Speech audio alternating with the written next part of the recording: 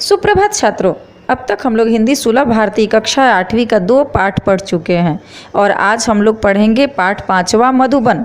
तो बच्चों, हमेशा की तरह हम पहले पाठ के लेखक पर प्रकाश डालेंगे, फिर प्रस्तावना पर विशेष टिप्पणी करेंगे, उसके बाद पाठ के कठिन शब्दों पर ध्यान देंगे और इस प्रकार हम लोग पाठ को सविस्तार पूर्वक पढ़कर ख़त्म करेंगे। तो चलिए सबसे पहले हम देखते हैं कि इस पाठ के लेखक कौन है। इस पाठ के लेखक हैं अनुराग वर्मा। वर्मा जी आधुनिक हिंदी साहित्य के प्रमुख हस्ताक्षर हैं। इनकी रचनाएं विभिन्न पत्र पत्रिकाओं में प्रकाशित होती रहती है। इनकी साहित्य में विशेष रुचि है। इनके लेखन की भाषा सरल एवं सहज है। इनके द्वारा लिखे गए लेखों का वाचन करते समय पाठक आनंद का अनुभव करते हैं। अब आगे हम इस पाठ के कठिन शब्दों पर ध्यान देंगे। तो देखते हैं क्या है कठिन शब्द। निवास यानी रहने का स्थान। संगोष्ठी यानी किसी विषय पर विशेषज्ञों का चर्चासन, मतलब एक साथ बैठ कर के मीटिंग करना। मुलाकात यानी साक्षात्कार। विचारों का ज्वार यानी विचारों की हलचल। असहयोग, अंग्रेजी सरकार को सहयोग न करके उनकी कार्यवाही में बाधा उत्पन्न करना असहयोग कहलाता है। विद्रोह यानी क्रांति। लौकिक यानी सांसारिक। परलौकिक यानी अलौकिक, संसार से अलग। रहस्यवाद, ईश्वर या सृष्टि के परम तत्व पर आश्रित तथा सात्विक आत्मानुभूति से संबंधित सिद्धांत।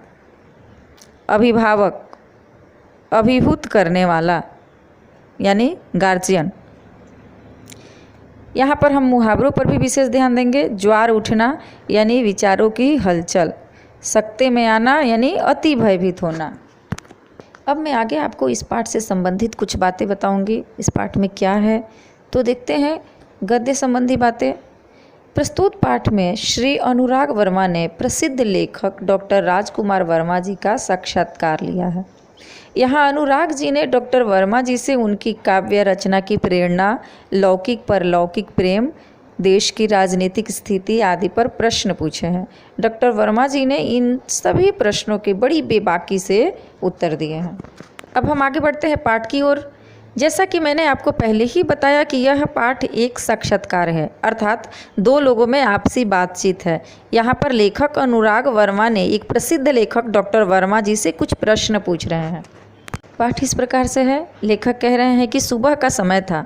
मैं डॉक्टर राजकुमार वर्मा जी के प्रयाग स्टेशन स्थित निवास मधुबन की ओर पूरी रफ्तार से चला जा रहा था, क्योंकि 10 बजे उनसे मिलने का समय तय था।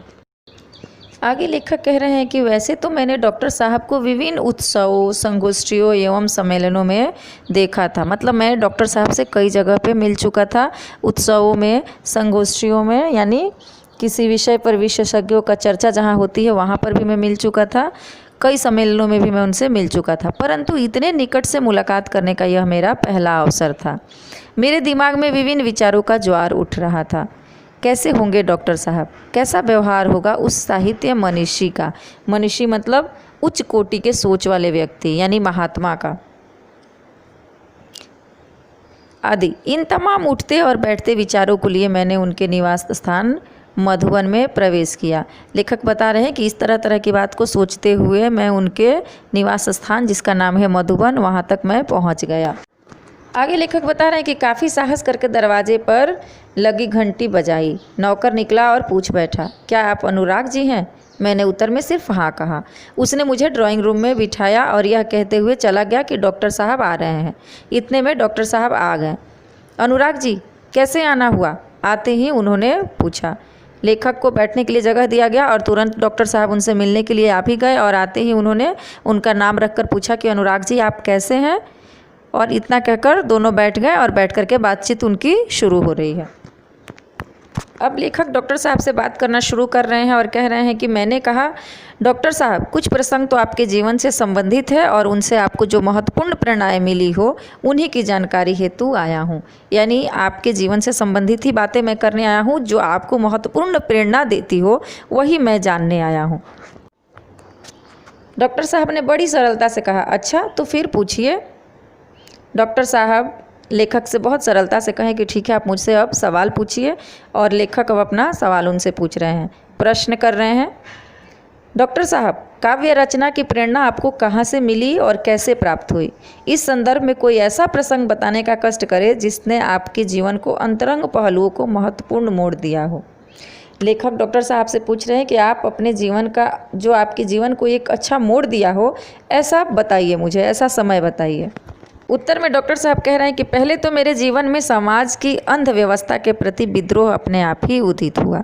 कह रहे कि समाज में जो अंध व्यवस्था है उसको देखते हुए मेरे मन में उसके लिए विद्रोह उत्पन्न हुआ, मतलब बगावत करने की क्षमता अपने आप प्राप्त हुई। सन 1921 में जब मैं केवल 15.5 वर्ष का था, गांधी जी के असहयोग आंदोलन में पारिवारिक एवं सामाजिक व्यवधानों से संघर्ष करते हुए मैंने भाग लिया। कह रहे कि मेरे परिवार नहीं चाहते थे, पारिवारिक एवं सामाजिक व्यवधानों से संघर्ष करते हुए मैंने भाग लिया।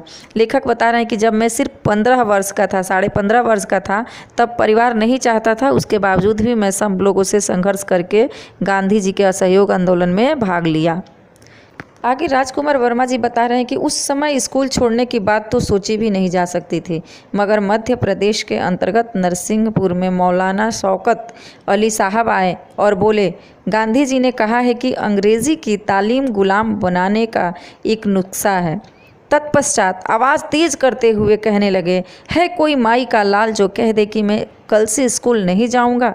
मैंने अपनी माँ के आगे बड़ी ही श्रद्धा से स्कूल न जाने की घोषणा कर दी। राजकुमार वर्मा जी कह रहे हैं कि मेरी यह बात सुनकर सभी लोग सकते में आ गए, यानी आश्चर्यचकित हो गए। बातें भी अजीब थी कि उन दिनों एक डिप्टी कलेक्टर का लड़का विद्रोह कर जाए।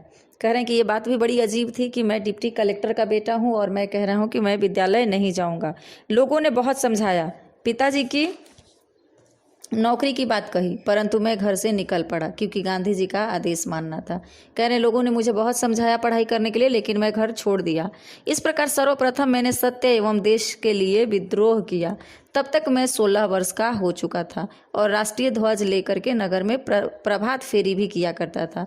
कह रहे कि मैंने लोगों के समझाने के बावजूद भी घर छोड़ दिया और मैं उस समय 16 वर्ष का हो चुका था। मैं सुबह सुबह उठकर प्रभात फेरी भी किया करता था, यानी हाथ में राष्ट्रीय ध्वज लेकर के घूमा किया करता था।